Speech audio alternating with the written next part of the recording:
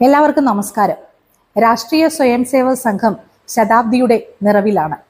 തൈക്കാട് അയ്യാ ഗുരുവും ചട്ടമ്പി സ്വാമികളും ശ്രീനാരായണ ഗുരുദേവനും അതുപോലെ തന്നെ മന്നത്താചാര്യനും ആർ ശങ്കറും ഒക്കെ തുടങ്ങിവെച്ച ഒരു നവോത്ഥാനത്തിന്റെ രാഷ്ട്രീയ തുടർച്ച അത് കേരളത്തിൽ ഉണ്ടാകണമെന്ന് എന്നും ആഗ്രഹിച്ചിരുന്നവരാണ് നമ്മൾ ഓരോരുത്തരും.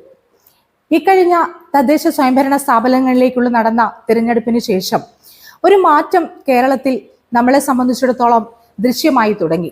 തിരുവനന്തപുരം കോർപ്പറേഷന്റെ ഭരണം ദേശീയ ജനാധിപത്യ സഖ്യത്തിന്റെ നേതൃത്വത്തിൽ ഭാരതീയ ജനതാ പാർട്ടിക്ക് പിടിച്ചെടുക്കാൻ സാധിച്ചതിലൂടെ, ഒന്നിലധികം മുനിസിപ്പാലിറ്റികൾക്ക് നേതൃത്വം കൊടുക്കാൻ സാധിച്ചതിലൂടെ, 2000-ലധികം ജനപ്രതിനിധികളെ താമര ചിഹ്നത്തിൽ ജയിപ്പിക്കാൻ സാധിച്ചതിലൂടെയൊക്കെ ഒരു മാറ്റം കേരളത്തിൽ ദൃശ്യമാവുകയായിരുന്നു.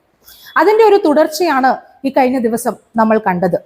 ഇരട്ട പൂട്ടിട്ട് പൂട്ടിയിരിക്കുകയാണ്, കേരളത്തിൽ ഒരു താമര പോലും വിരിയാൻ അനുവദിക്കുകയില്ല എന്ന് പ്രഖ്യാപിച്ചവരുടെ കരണത്തടിച്ചുകൊണ്ടാണ് കേരളത്തിന്റെ നിയമസഭയിലേക്ക് 3 താമരകൾ ഒരുമിച്ച് വിരിഞ്ഞത്. ഇതൊരു വലിയ മാറ്റമാണ്. ഈ മാറ്റം നമ്മളെ കാണിക്കുന്നത് ഇവിടെ വികസനത്തിന് വോട്ടുണ്ട് എന്നതാണ്.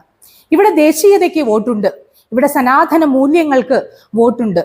ഇത്തരമൊരു മാറ്റം കേരളത്തിൽ കൊണ്ടുവരുന്നതിന് നേതൃത്വം കൊടുത്തത് ഭാരതീയ ജനതാ പാർട്ടിയുടെ സംസ്ഥാന അധ്യക്ഷൻ ശ്രീ രാജീവ് ചന്ദ്രശേഖറും അദ്ദേഹം നേതൃത്വം നൽകുന്ന ദേശീയ ജനാധിപത്യ സഖ്യത്തിന്റെ ടീമുമാണ് എന്ന് പറയാതെ വയ്യ. അദ്ദേഹത്തിനെയും അദ്ദേഹത്തിന്റെ ടീമിനെയും അനുമോദിക്കാൻ, അഭിനന്ദിക്കാൻ ഞാൻ ആഗ്രഹിക്കുകയാണ്.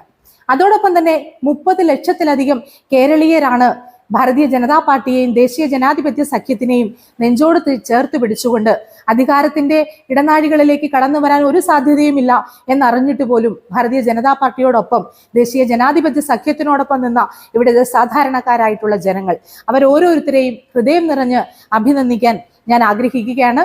മാറ്റം തുടങ്ങിക്കഴിഞ്ഞു. കേരളത്തിൽ ഈ മാറ്റത്തിന് മുന്നോട്ട് പോകാൻ വേണ്ടിയിട്ട് വളരെ ഭംഗിയായി സാധിക്കും എന്ന് തന്നെയാണ് ഞാൻ വിശ്വസിക്കുന്നത്. അത്തരമൊരു മാറ്റം ഉണ്ടാകട്ടെ എന്ന് ആഗ്രഹിച്ചുകൊണ്ട്, പ്രാർത്ഥിച്ചുകൊണ്ട് നന്ദി. വന്ദേ മാതരം.